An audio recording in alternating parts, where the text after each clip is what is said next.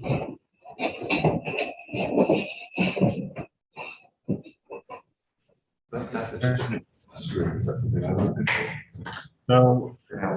we're now live. This is Senate Transportation Committee, March 8th, 2022. We're going to be talking about some miscellaneous transportation issues.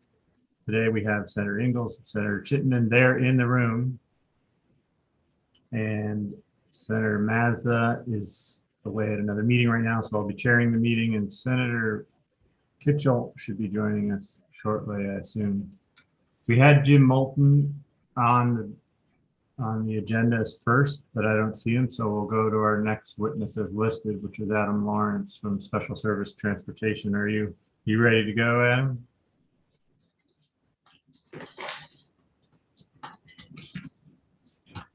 Yes, thank you, Senator. I think what will, can you hear me? Yeah, go ahead. Okay. Yeah, I think overall, the folks that are here to testify today are interested in bringing to light some of the concerns of our industry, not only in the current state, but in the coming years. And wanted to bring to the committee some data that we have compiled, updates on ridership, a little bit of information on some trends in the ridership, obviously some testimony on where costs are in our industry, and then just a little bit of insight into some of the concerns we have moving into the next fiscal year, and then more importantly, fiscal year 24 as well. Okay, and could you introduce yourself for the record? Yeah, absolutely. My name is Adam Lawrence. I'm the Executive Director at Special Services Transportation Agency. Also the Treasurer of the Board for Vermont Public Transportation Association.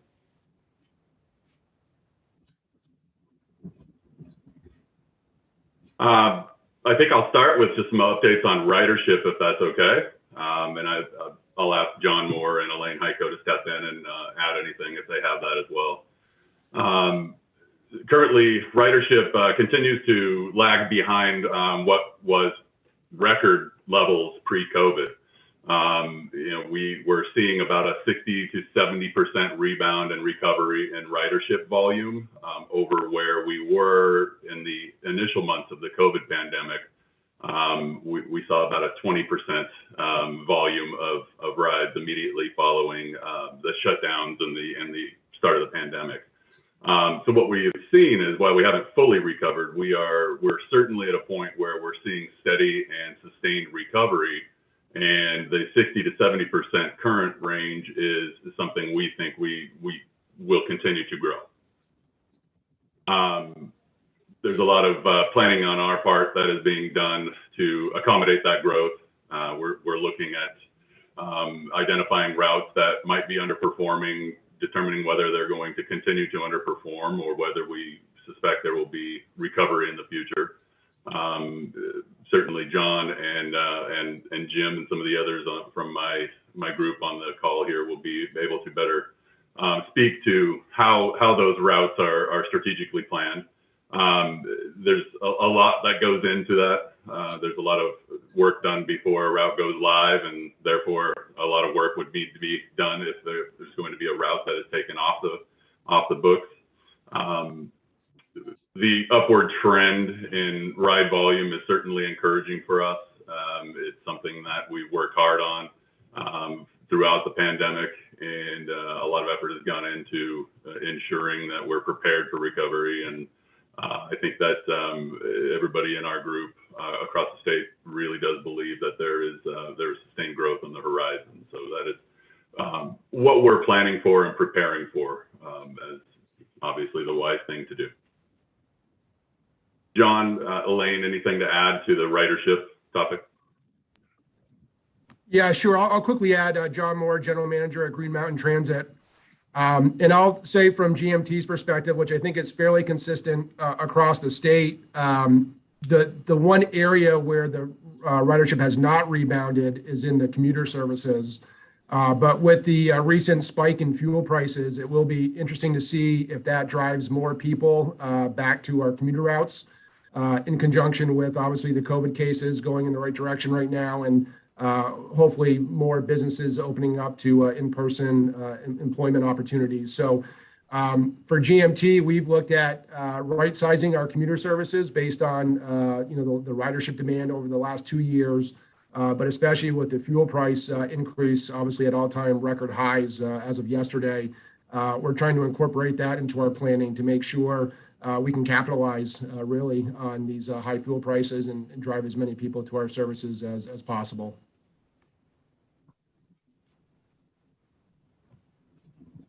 Yeah, Senator Ingalls.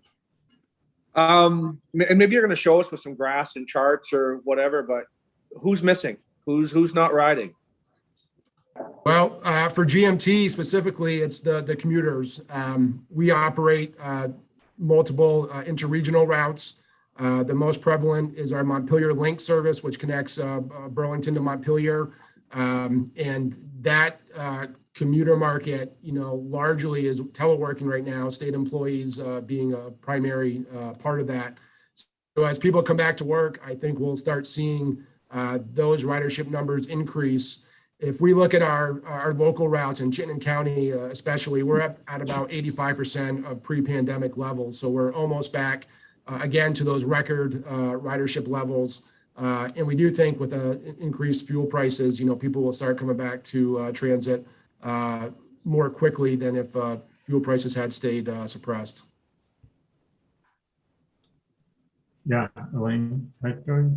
Yeah, I'd just like to add, hi, I'm Elaine Heiko, Executive Director of Vermont Public Transportation Association. I'd just like to add that to that answer that John gave. We do find that folks who are elderly and very concerned about COVID-19 continue to be very reserved about going out, and unless they absolutely necessarily need to.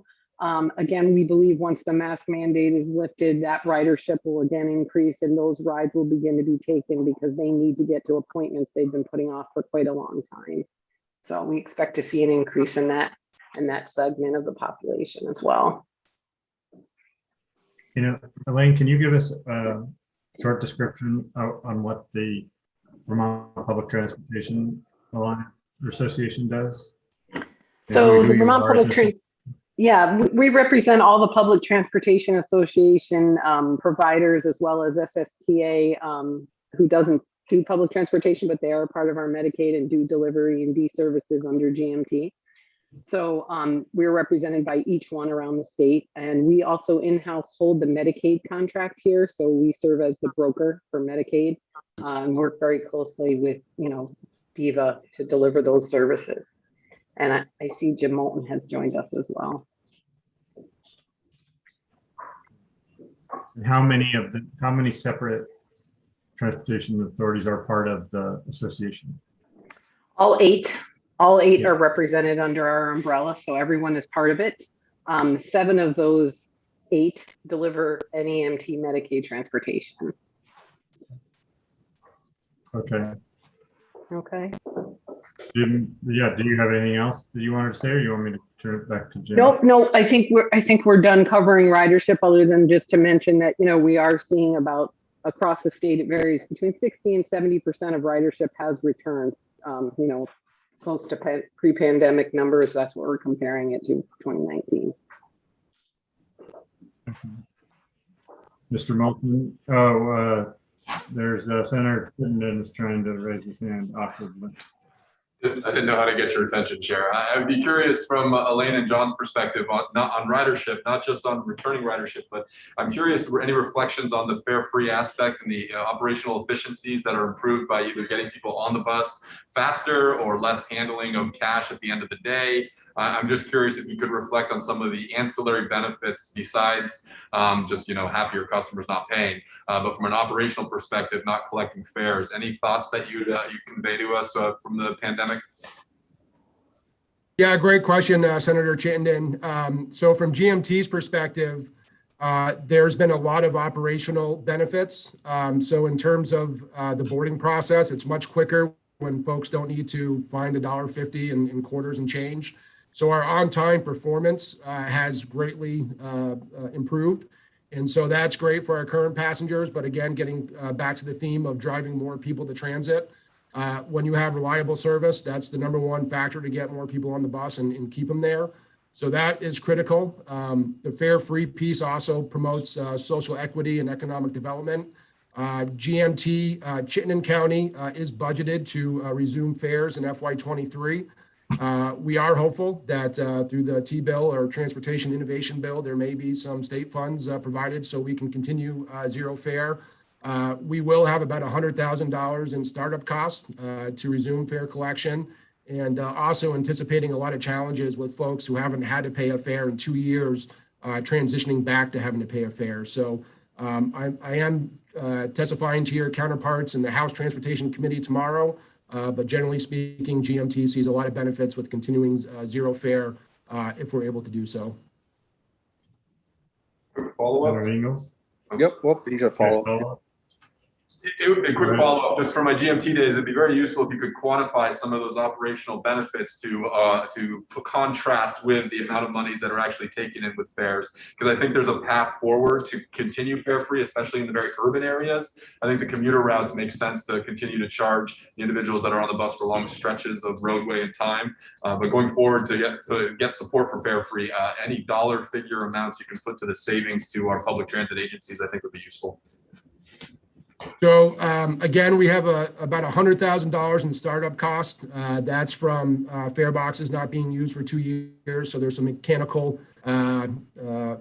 fixes we need to do. There's training involved. We'd have to buy all new passes and transfer stock. But on an ongoing basis, we spend about $60,000 annually for cash processing, bank fees, and then staff time to actually physically count the cash. In addition to that, a fare box is about $20,000 per bus. So if we were fare free, we would save a significant amount of capital costs. And we're budgeted in FY23 in Chittenden County for about 1.7 million in fare collection. That's based on our current ridership projections. So it's a relatively large number, but on a $23 million budget, it's a relatively insignificant amount for the public benefit that it would be created if we could continue zero fare. Okay, Ingalls? So 1.7 is no small amount of money to give up. So it's where's the money, where's the difference in the money's coming from to make up that difference, and where would you expect to see it as if you continued fare free? Well, just to be clear, Senator Ingalls, we are planning on restarting fare collection in Chittenden County on July 1st.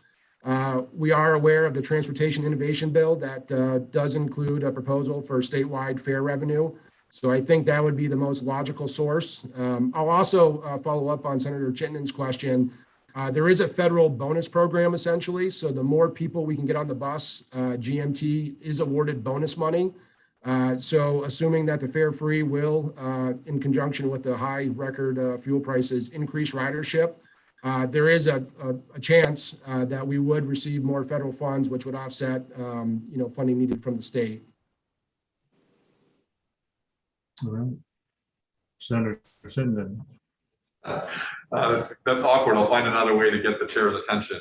So to Senator Ingalls' point, do you have a general idea of how much of that 1.7 million is estimated to be from commuter routes as opposed to the urban routes? So if we were to continue to charge the $4 to get to Montpelier, but not charge in the dense downtown areas to achieve those more operational efficiencies, is there, of the 1.7, how much would be from each?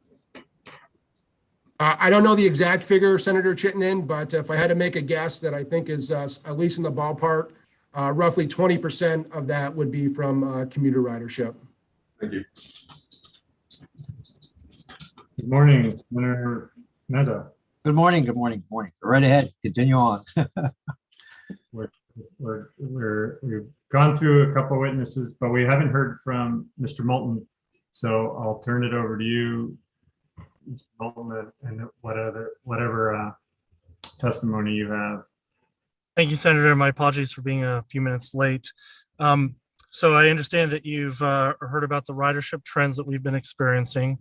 I guess I would like it to at least reemphasize that, pre-pandemic, we were seeing record rates of ridership, and that had been on an upward trend for several years. Obviously, around the world, The pandemic dramatically dropped our ridership, but as Elaine, I heard at the end, had mentioned, we're experiencing anywhere from 60 to 75% ridership rates now, and the trend has been going up steadily for several months. So our anticipation is that, over the next few months, next year, we'll be back at those pre-pandemic levels, and just the fact that while we have experienced this downside, it's very much been on a temporary basis. There's also been a lot of increase in our demand for dial-a-ride services, and dial-a-ride often is served primarily by our volunteer drivers around the state. But we've been seeing a really large increase in specialized transportation, people with ambulatory challenges needing wheelchair-equipped vehicles going to whether it's kidney dialysis or methadone treatment or things like that. And that has really begun to spike over the past 6 months. And, I think we're pretty certain that this is because of a lot of deferred medical assistance that people were not having during the pandemic. As people held back, their health has declined, and so we're seeing more and more challenges from that. So we have obviously some innovative things that you've probably heard about in terms of microtransit. Obviously, the MyRide pilot that's been going on in Montpelier. I know that Senator Perchlik, you're very familiar with that. We are currently, my organization, Tri-Valley Transit, which covers Orange County and Northern Windsor County and Addison County. We have a study going on right now. There are other studies going on around the state to look at the feasibility of implementing additional microtransit projects, which are a version of demand response as well. So, I think there's a lot of opportunities, but there's a lot more demand as well, and that can be expensive. We also wanted to at least share with the committee the fact that expenses around the state are rising. Obviously, that's happening in a lot of sectors. The CPI from January of 2021 to 2022 was 7%. We can all see what's happening with fuel prices. We've also been experiencing the labor shortages that you hear about in the rest of the world, and that has really changed the dynamics for recruiting and retaining employees, and our costs have really risen from there. I know that both John and Adam have experienced fairly big changes in their fuel prices. I'd like to give them an opportunity to speak specifically about that because they have some pretty stark numbers. Adam, do you want to share first? Sure. Yeah, I thought it was important just to share the reality of the fuel crunch for transportation at this point. SSTA is demand response only, so we're a paratransit organization operating lift-equipped cutaway vehicles, all gasoline vehicles. Gasoline prices in just the last year have gone up 50%. So fuel costs gone from about if we want hard numbers, about a $22,000 a month cost to a $34,000, $35,000 a month cost. Spread out over the year, that's about $150,000 a year in just fuel costs difference. So it's a pretty staggering impact when you look at the fuel costs that we're currently facing. And I know John has a similar numbers for their gasoline and diesel consumption. Yeah, so I think everyone's driven by a gas station recently and understand the pressures that everyone's under for fuel prices. But in addition to that, we've certainly experienced some supply chain shortages on our bus parts, which have impacted our operations and required to keep buses on the road longer, which are more expensive to operate. And then in addition to what Jim had mentioned about labor prices, the CDL positions and the maintenance positions especially, very much in high demand and, just not enough supply to meet that in the state. So we have had to increase our wages.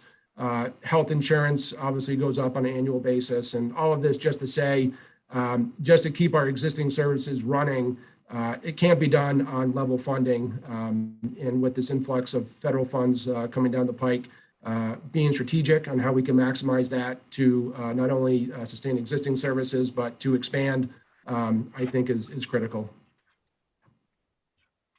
And John or Jim or Elaine, whoever wants, two questions. One, do you guys do any CDL training, or are you just Yes, we have a trainer. We have been recently, because of the shortage of qualified drivers out there, been recruiting, people like you and me with just a regular driver's license, and then bring them in and going through the training to get their CDL with a passenger endorsement. It's been a big difference for us in terms of filling a lot of empty positions. We experienced a real labor shortage probably from late last spring through the end of the year, where it was difficult for us to keep all of our services on the road because of the driver shortages.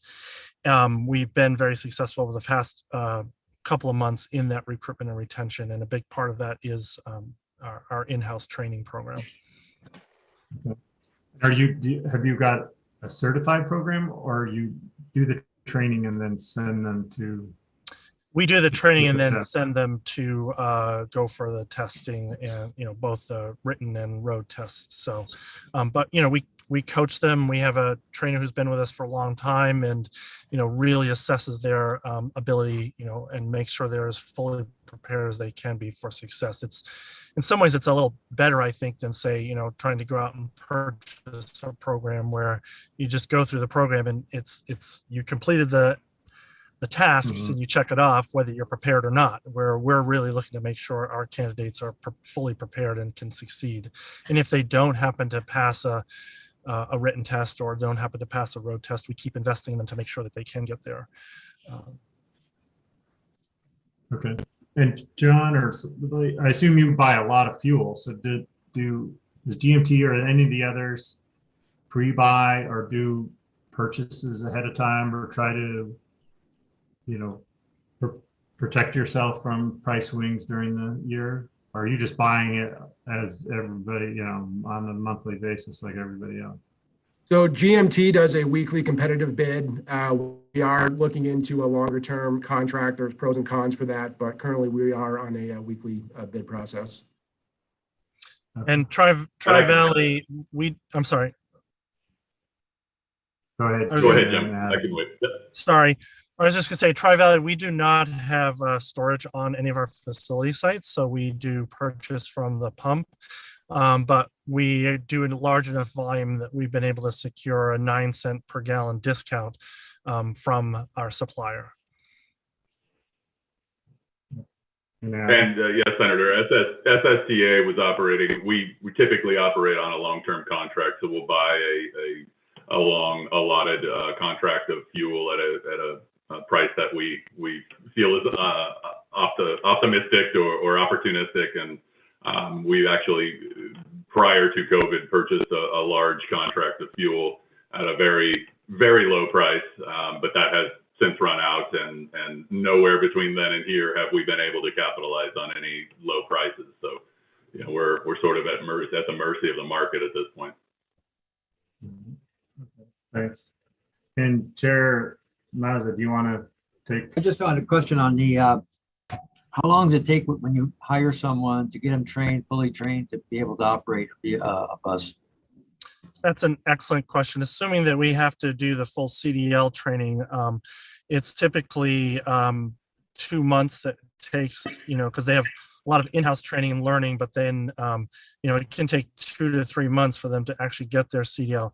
We do have a handful of buses in our fleet which do not require a CDL, 14 passenger vehicles, but there's a limited number. And, a lot of our routes often require more than 14 passengers or have more than 14 riders. So it's to our best interest to get them up to speed as quickly as possible. But, it can be a pretty steep learning curve for some folks. And as I said, we really want to make sure that they're as well prepared as possible. But, it can be 2 to 3 months. You have to pay them? You have to pay them the minute you hire them? Yes. Okay. So Yep. they're being paid while they're training. Correct. Absolutely. Yep. So I think I might segue, Senator Perchlik, if it's all right, to, I want to at least acknowledge as we're heading into, obviously towards FY23, the Agency of Transportation has certainly been aware of all of these cost pressures and has, taken a lot of time to invest a lot of these federal dollars that have been flowing into the state to build a, from our perspective, anticipating these expenses to the best of their ability and putting more funds in so that we can maintain the services that we have on the road. We feel at this juncture relatively confident that the FY23 budget will meet our needs. Obviously, with the crisis happening between Russia and Ukraine right now, nobody can predict fuel prices and that impact. So, we'll see where that goes. But we do really want to make the committee aware of the longer term pressures that we're facing fiscally with all the federal dollars coming in. And, as you are well aware, there's a, within the state transit policy is to maximize the federal dollars that are available coming in with a new infrastructure bill at the federal level and a new overall T bill. We're going to see, a minimum of the 35% increase in transit funds from the federal level. And, as you're also familiar, transportation funds often require matching funds, non-federal funds to do that. We at the local level have been doing, from my perspective, a fabulous job of maximizing local revenues I've been in this business now for 20 years. When I landed in Middlebury, we had zero local dollars invested in public transportation, and we now have $500,000 in our budget annually coming from local sources. But Tri-Valley Transit and all the providers around the state are really faced with the locals are pretty much what I would call tapped out. We've got relationships with colleges, we've got relationships with hospital systems, we've got relationships with a lot of large employers, all of them contributing local funds for services. When I landed again, we had no money coming from local municipalities. We have hundreds of thousands of dollars coming in from the 60 some odd towns that we serve in the Tri-Valley area, but they're pretty much at their maximum. For us to go back and ask for any increases, we might be talking about 1%, 2%, 3% increases that these supporters can provide. But as I said, with 35% federal funds, more federal funds coming Vermont's way, we really have to think about and be creative about how do we find those non-federal funds to match those new federal funds coming in.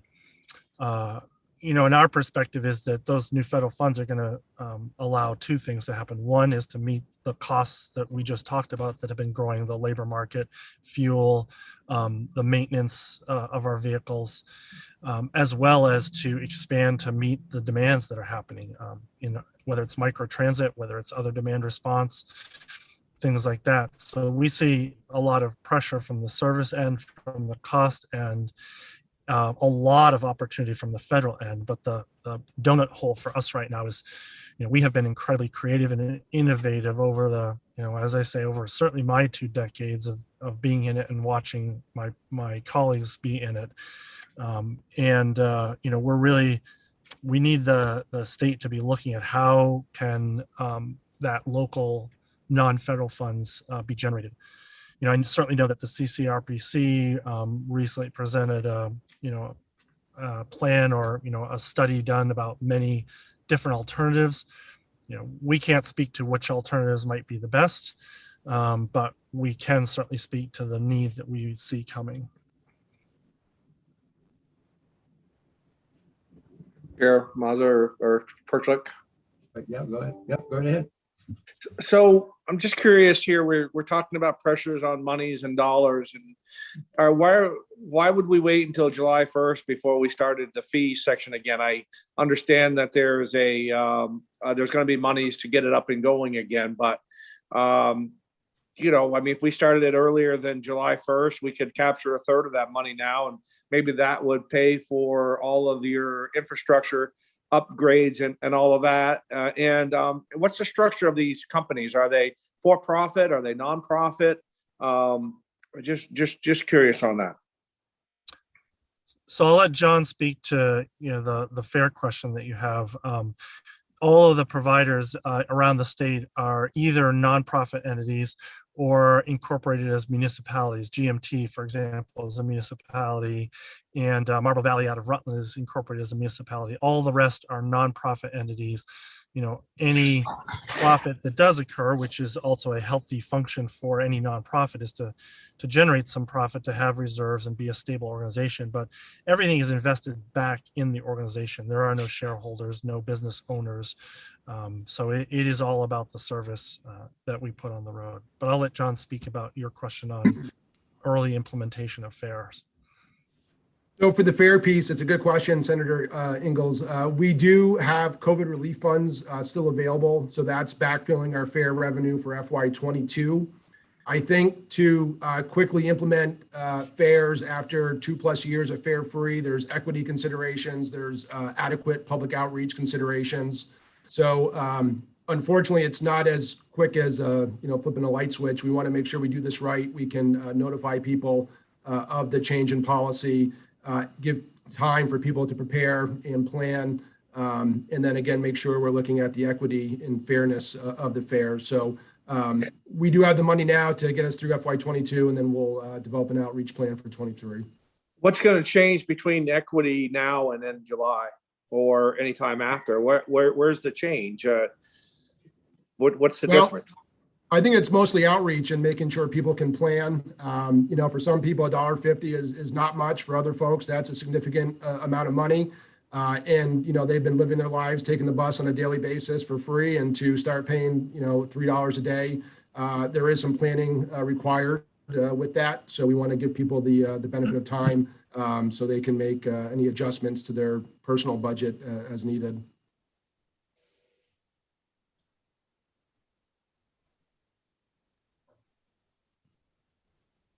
Do you guys have other topics you wanted to bring up?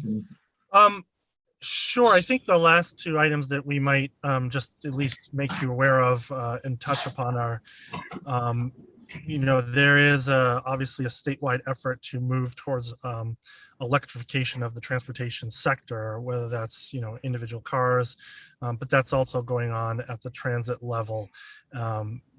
I know that GMT and TVT both and a couple of others have received federal grants for the purchase and procurement of some electric buses. We are certainly faced with supply chain issues there right now. But that is part of the plan. I even yesterday had an active conversation with VEIC and the agency around our particular implementation plan. So we're working on that. I think transit is, we benefit the climate change efforts in several ways, whether it's putting a lot of commuters on bus and getting them out of single occupancy vehicles, whether it's through facilities. Our two primary facilities are both solar powered in terms of electricity. We have on-site solar. And now moving the fleets to electric as well. So we're really working on that and transitioning that over time. And so I think, those are the things that we're also involved in. So, yeah. Mazza, do you want me to continue to? Finish this. Go ahead. Ready. Yeah. Okay. Senator Chittenden? Great. So it seems like we have time, and I'm curious. This is something I spoke to or raised a couple of times when I was on Green Mountain Transit Board. I'd be curious if this is on anybody's radar collectively, or if John has any updates. But as we look to try to encourage more ridership among choice riders, those that have other alternative needs access, I'm always a fan of rewards systems. And now that we increasingly have a transit app, are you seeing elsewhere in the country where we are rewarding people to take the bus so that we track how many times they take it and then they can get, some free swag or whatever the case may be, but just some sort of incentive? I always use the same credit card. I try to stay at the same hotel, and I always try to use the same airline. Reward systems work. And I'm just curious, in public transit, are you looking at any of those or seeing that successful elsewhere in the country? Well, I would just briefly say that I had not seen that. We have never had a tracking system for on an individual basis, but John might have a different take on that. I can say, what has absolutely been consistent throughout the history of transit is when fuel prices go up, more people ride, and they see that intrinsic benefit of the savings on fuel costs. So with obviously gas prices spiking now, I think we are now on an even faster track back towards regular sustained ridership, especially on our commuter routes. So I think from GMT's perspective, one thing we are just starting to look into, if we go back to charging a fare, is volume-based pricing through technology applications. So essentially, the more you ride, the less you pay. So we are looking into options like that to try to incentivize high volume users. I don't know of any, rewards clubs or, situations like that in transit, but, I think it's certainly worth exploring. And anything we can do to get more people on the bus is certainly what we're here for. Thanks. Just to mention real quick, Go Vermont does do a couple of challenges throughout the year where they track out those ridership, and they do rewards for it. So we can certainly look into that as well, because they've already done pilot programs like that. So that's something we could look at.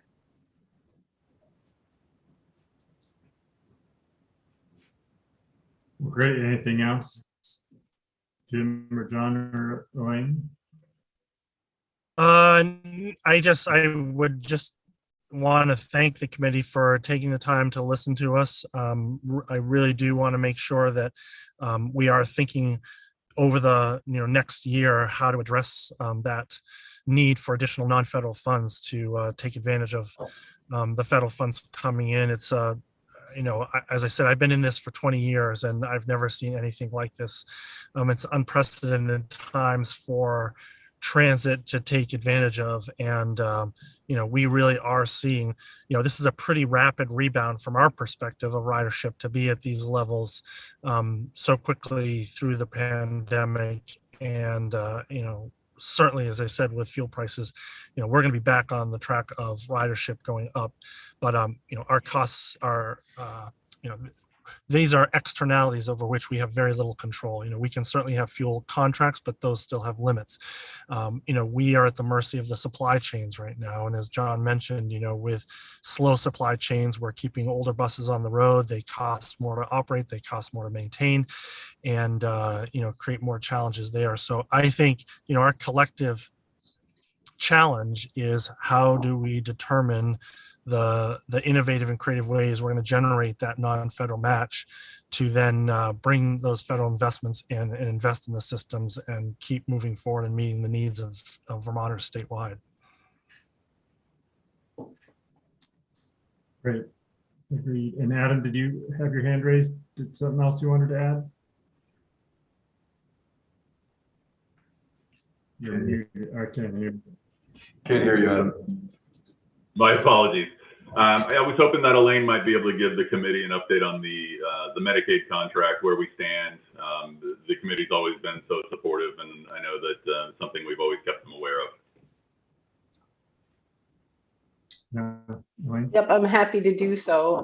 We are seeing a good increase over last year. We're seeing about a 24% increase in ridership building back for Medicaid, so that's really important.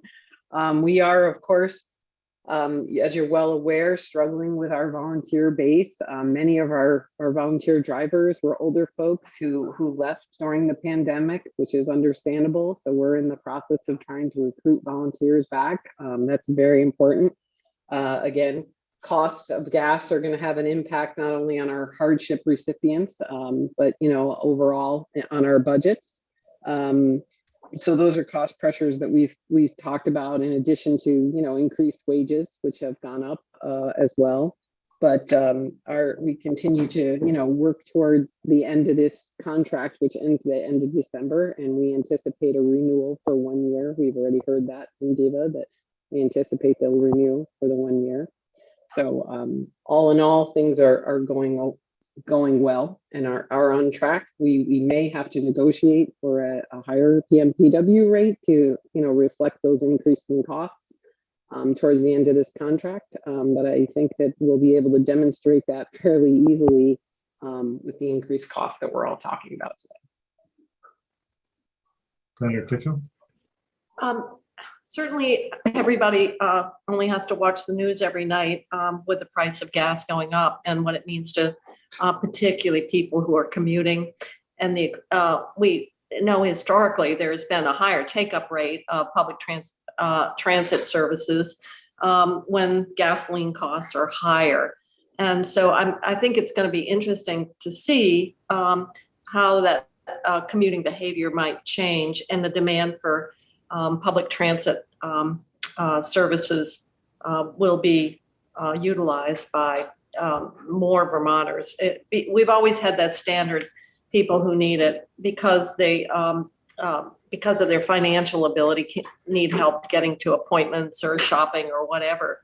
But it seems like the commuter population is going to be greatly influenced by their decisions relative to either carpooling, van pooling, or public transit routes if they're available. I know, and I'm really dating myself, but back when we had the oil embargo with President Carter, we formed, I think, the first van pool and Route 2 commuters. And this would be many, many years ago, but it was really driven by the cost of commuting and also the availability of financing to acquire a vehicle. But I'm just wondering the projections or any thoughts about what this is going to mean in terms of capacity or demand or uptake.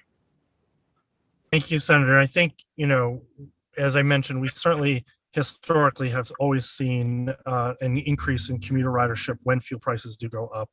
And the rate at which they're going up right now is also, relatively unprecedented, certainly in my 20 years here. And, we're fully anticipating that commuters are going to be coming back. I've certainly been speaking with, I know my colleagues have, with our major employers. I've had recent conversations with both Dartmouth College and Dartmouth Hitchcock Medical Center. And they, even obviously while, here we are all attending, or virtually all of us attending this meeting from remote, and there's a lot of remote work that has come out of the pandemic. They are fully expecting and, changing their practices in terms of people coming back on site, not full-time necessarily, but certainly growing their time in their regular workplaces. So, I see employer practices, moving back towards, anticipating more commuter time, fuel prices pushing that as well. I think, we are fully prepared to work with this and meet the needs of the commuters. But we have obviously been challenged, as I just said, by our own financial pieces. And so, I'm in full agreement with your assessment, Senator, and we are positioned at the moment to try to meet that need. And as I said, we're looking to be anticipating the future to make sure that we can continue to meet that need and the growing demand. Yeah, I'm sure people who can work remotely and avoid the travel would find that attractive as well. Mm-hmm. All right. Well, thank you for that update and testimony about these issues. And I know we're definitely going to be looking at that issue about how we're going to maximize and leverage those federal funding, and the work that public transportation does is essential for sure. Unless there's any other questions or last comments, I can turn it back over to the real chair. Yeah, right. No, that was interesting. That was an interesting discussion, because when you look at fuel prices, and this is unheard of, we may be at $8-9 a gallon. Who knows? I mean, it's just the way it's the whole country is going. It's scary, but never been faced with something like this. So there's a lot of uncertainty out there. A lot of uncertainty. Yeah. Well, we are very grateful to the committee for taking the time to hear our concerns and hear our updates. And we look forward to, continuing to keep you informed as you need. Thank you very much. Thank you. Thank you. Senator Chin, did you take the bus this morning? I know I will though the rest of this week. What I'll say is with the gas prices going up, if I was still on the GMT board, I'd encourage y'all to advertise on Front Porch Forum. It's something like you could be reading this email sitting comfortably in a bus saving money on gas right now. So Front Porch Forum is a great avenue to reach potential riders. All right. Thank you. Thank you all. All right, good. Okay, are we ready for the 1031, Jeannie, or is that? Yes, Senator, Dan's here. Mr. Delabere is in the room. Okay. Dan, you with us this morning? Good morning, Senator. I'm here. God, you're a popular guy, you know it, I You don't wear know. you wear many hats, don't you? I seem to have a lot going on. So yeah, but that's all okay. Well, good morning. We're talking about aviation this morning, and so take it away. What would you like to discuss with us? Well, I'm not sure. I think this was a continuation of the hangar master permitting effort. And I think Senator Perchlik had some questions for me, I Okay, believe. good. All right, Senator Perchlik, lead us off. Yeah, and I was going to go and look at S-162 before. I know you came in and testified before on this master permit and found the maps and the stuff about the hangars interesting, but maybe I just missed it at the beginning of the presentation and it wasn't in the slides, kind of like what the original intent of S-162, because it wasn't something that was in transportation. It was like an economic development bill. Is that right? So I wondered, I guess the question is, can you give us a recap on what the goals of that bill was? And then is this master, is it a plan? Like, I know we have all the maps, like, okay, here's where we could put the hangars and things like that. Oh, I guess just what was the goal for the overall process? And then specifically, what do we think is going to happen? Because this isn't something that you guys are doing, but that you kind of prepared the permits for somebody that wanted to do the development. That's my understanding. So does that make sense as a question? Yeah, and I'll try to help give a little more background to how S-162 came about. So initially, I believe it was Commerce Secretary at the time, and was looking for how do we better utilize infrastructure that the state owns to grow businesses in the state. How do we bring businesses in? How do we better utilize our transportation network that we have? What are the challenges that are preventing businesses from coming to Vermont or using our infrastructure? And one of the challenges that was identified was, we'd use your airports if, we had a little more infrastructure, if there was a hangar there that we could store our plane in, or, if you come to Vermont, obviously in the winter months, people don't want to leave their planes outside. So how do we increase the traffic or business use? How do we generate more income at our state airports? All of these questions sort of led to hangars. And if there were more hangars, there would potentially be more businesses. And so, well, how do you get more hangars? Well, the big challenge to building a hangar these days is getting through the permit process. So how can the state accelerate or help businesses with that? So it was, all right, so if we sort of took our best guess at what we thought, and based on, asking around and talking to folks about what the potential use could be here, knowing that we're not trying to permit a full build out of an airport. We're trying to permit a somewhat crystal ball, but somewhat realistic forecast of what hangar development could look like in the next 5, 10, 15 years. And so that was our best stab at it.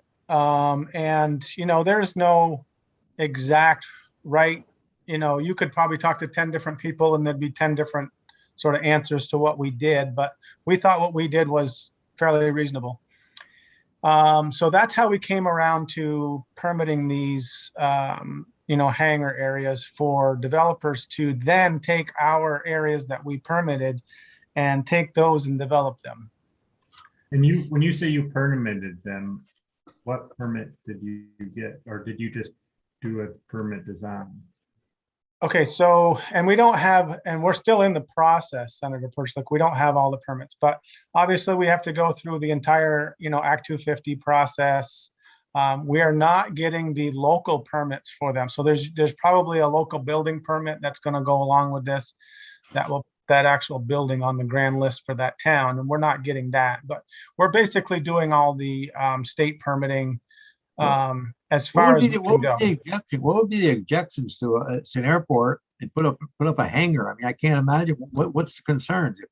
It slows down traffic. I mean, it increases traffic. I find they're just a shell. Those buildings are a shell, right? They're basically got water and heat. Most of them don't even have water and heat. Most of them are literally just a shell, a storage building for a plane. It's so difficult to find out what the opposition would be. Wow.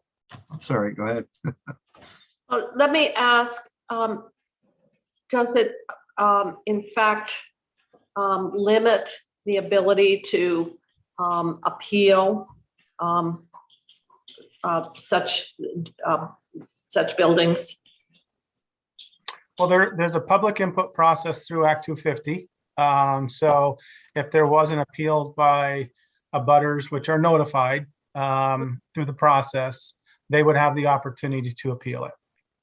Okay, so there still is an appeal opportunity. Sure.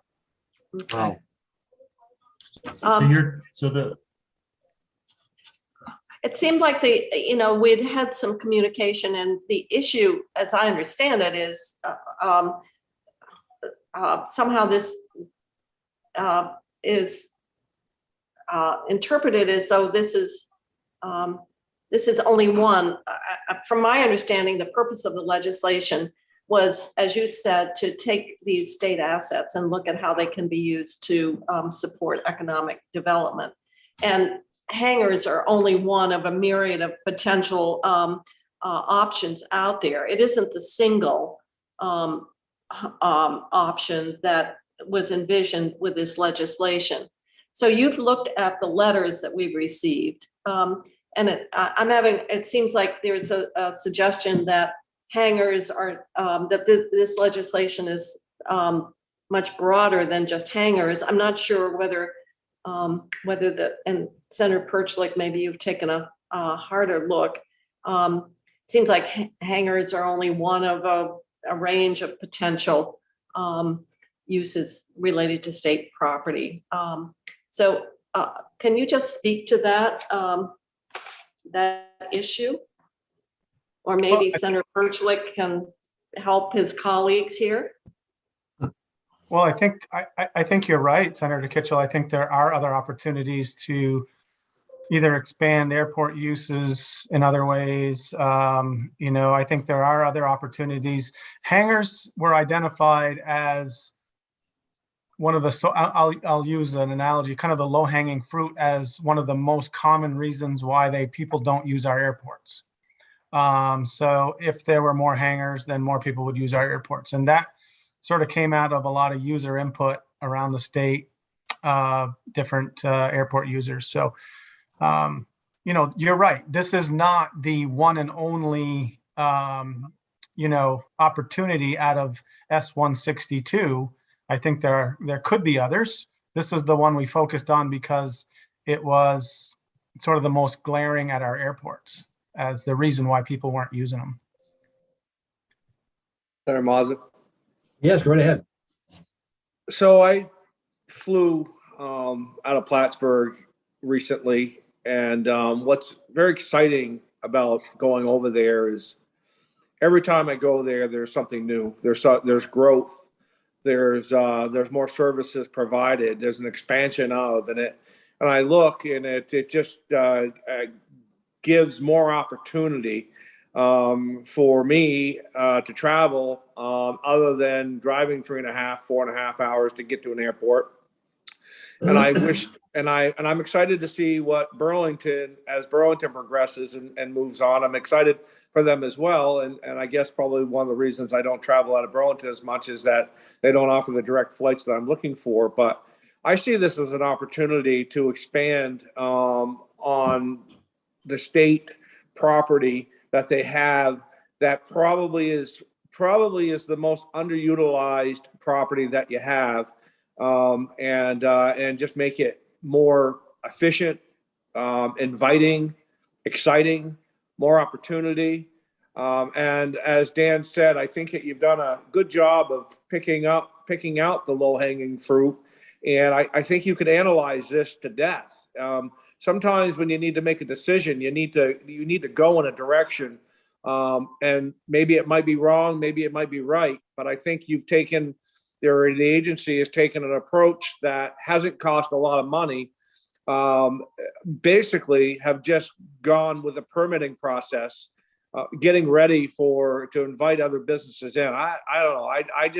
I see this as exciting times. I see the letters of people who are against this, but I see it as they're going to be against anything that you ever do. A lot of those letters. I hate to minimize concerns. I live around the Coventry Airport. One of my properties was right over the fly path, and maybe I'm a nut. I mean, I like both houses I've owned in the last 3 years that I've actually inhabited. The train tracks go by. I still count the trains, the cars every time they go by. I'm sorry, I can't help it. And the other home that I lived in 3 years ago over the flight path of the Coventry Airport, every time a plane went over or a dart went over, I had to go out and look at it. So I realized I might be odd, but the excitement of seeing growth and utilizing underperforming properties that the state owns is very exciting to me. And I hope that we stay the path.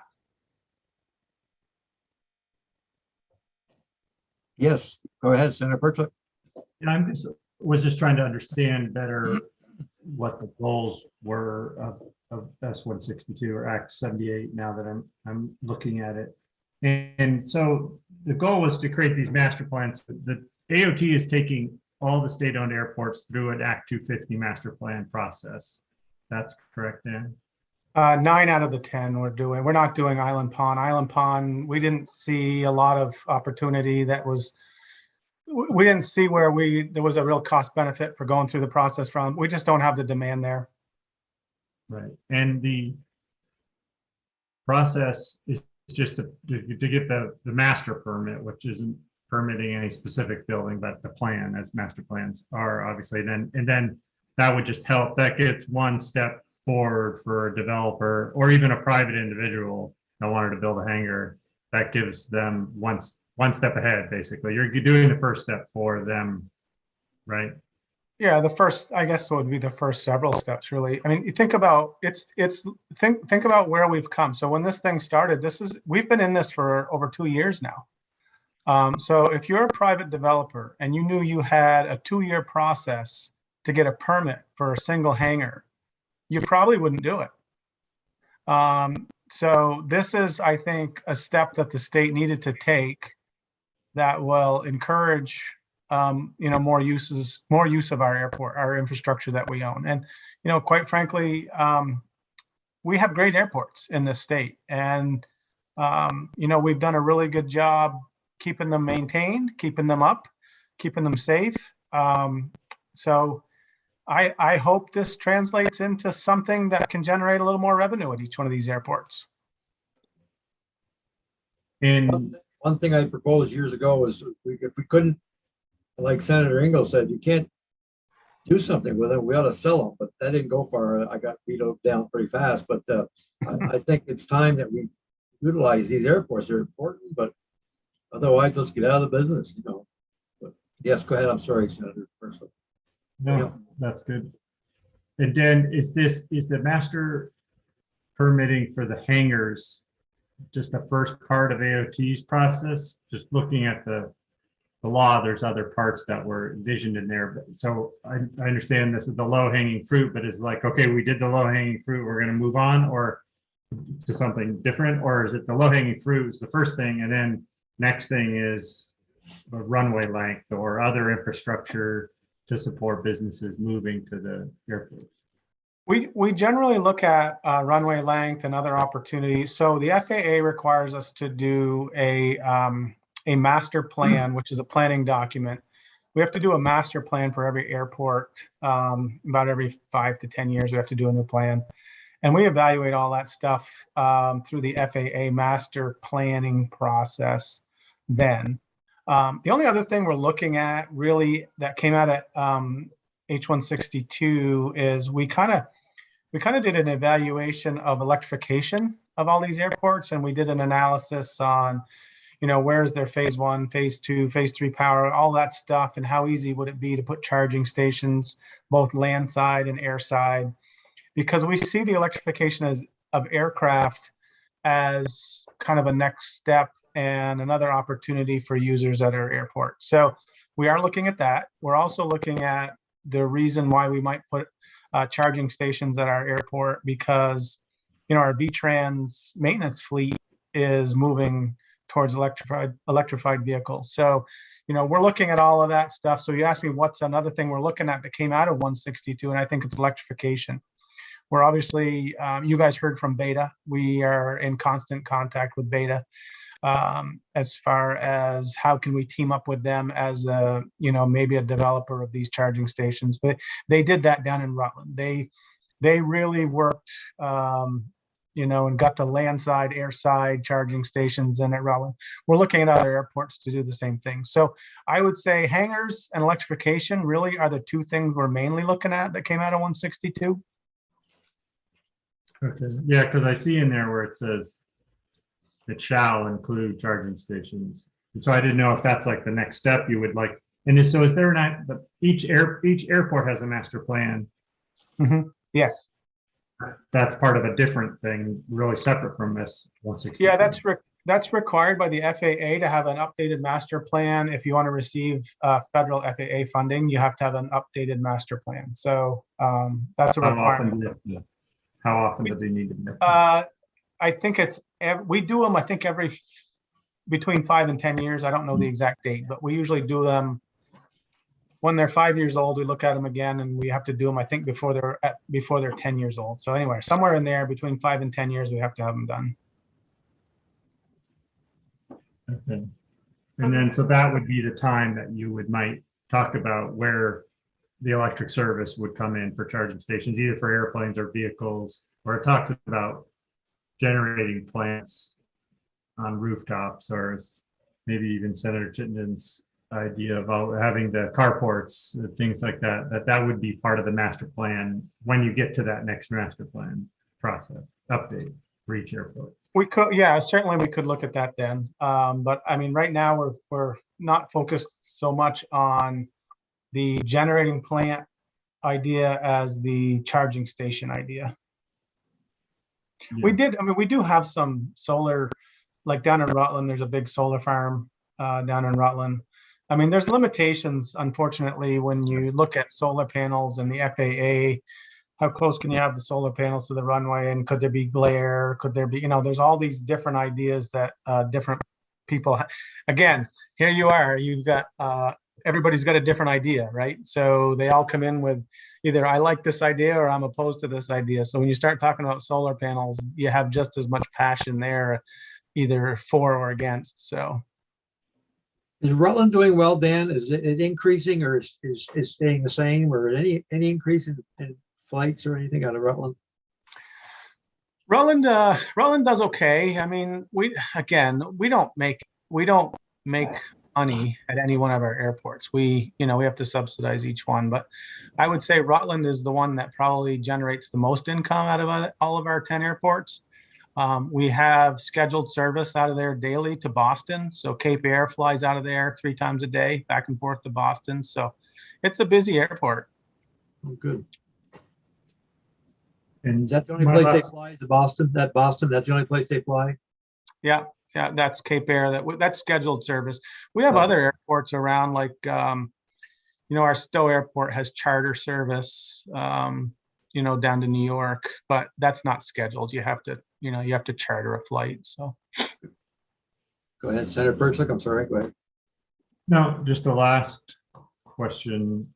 was about the attracting businesses versus attracting pilots, people with airplanes, which has its own economic development basis, I guess, because they're generating revenue for the airport, which helps on that cost benefit of the state-owned airport. I assume that's the only benefit of just private planes coming in, but I guess just wondering what the view is, or what, I haven't read the master plan, or if this kind of discussion's even in there about how we attract aviation businesses versus just attracting private planes coming in, because that's one of the complaints. So I'll give you an example. So the Keurig company, Coca-Cola company in Waterbury, they fly in and out of our Knapp Airport. Probably the executives fly in and out of there probably 3 or 4 times a week. They're constantly in and out of there with the jets.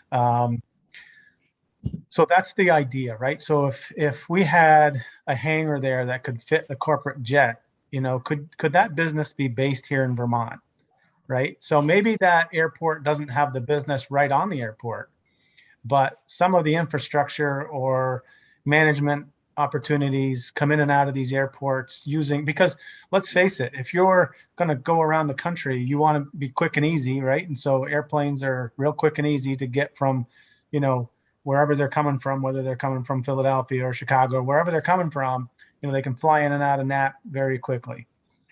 Same thing with, the National Life Company. They've got, corporate offices in Dallas, Texas, and in Montpelier, Vermont, and they go back and forth. So, our airports, while you don't think of them as a reason why a business might come to Vermont, sometimes it really is. How easy is it for these businesses to operate in Vermont?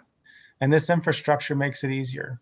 So it might not be, that runway or that hangar that brings them here, but, if we've got good airports, maybe it is. We don't know always, but that's what we're going to find out with this permitting effort, right? If we've got some corporate hangars that are all permitted, and these businesses say, wow, I guess, Vermont, I could put my hangar there, my plane there, and I could put my business 10 miles away. Maybe that's the thing to do. So we'll see. I worked for an investor, and I can remember this, and this was some years ago. And he had his own plane. He had a twin-engine plane. It flew pretty high up in the air, pressurized. And I remember he left from New Jersey out of Coventry. He left for New Jersey, went to a meeting there, flew from New Jersey to Chicago, and then back to Newport all in one day. And he was promoting businesses and those other 2 parts. And I just had another company here just held an auction, and I think I mentioned this before. And this fella flew his Learjet out of, I think he had an auction in Florida. He was home based in Pennsylvania, so he flew from Florida to Vermont, looked over this guy's equipment, and then back to Pennsylvania, and it was all in one day. I mean, it's just so anything to attract that type, and to be honest, that guy that flew in helped this business out by a huge amount of dollars versus the other company that he was in negotiations with to have an auction of the equipment that he was doing. So a couple $100,000 difference, and so that to me is what I'm hoping these expansions of these permits will do. What about that Caledonia Airport up there, Gene? Well, of course, you remember the neighbors were not happy there with the lights, and that got out. It took some time to do it. And it's, as you look at sort of the findings, it seems like what the agency has done is very consistent with legislative intent to incorporate state-owned airports. I'm really, I don't know if the fundamental issue is the more you use these airports for business and expand the use and expand the traffic, are people responding to, because we had this before with Middlebury a couple of years ago. what they're responding to is the impact that that higher utilization would have on other abutting landowners. So it just seems like as you look at the language, you've done what you were asked to do. We think so. Tell me if you think we should do something different, but I mean, we feel like we're on the right track here. To incorporate the marketing as an important tool for attracting and retaining businesses, enhancing workforce development, spearheading crucial technology, and growing commerce. So it seemed like actually the bill, it's pretty specific as it relates to this state-owned asset.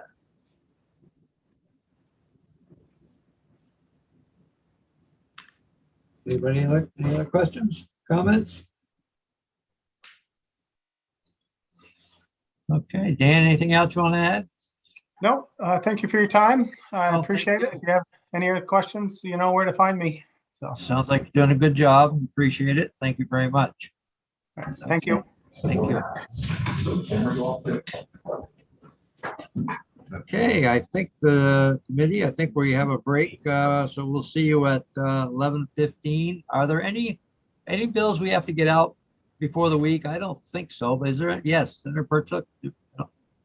I just wondered, before we left, I wondered if we can just go Sorry, go ahead. offline, Gene, talk about the agenda. Sure, go right ahead. We got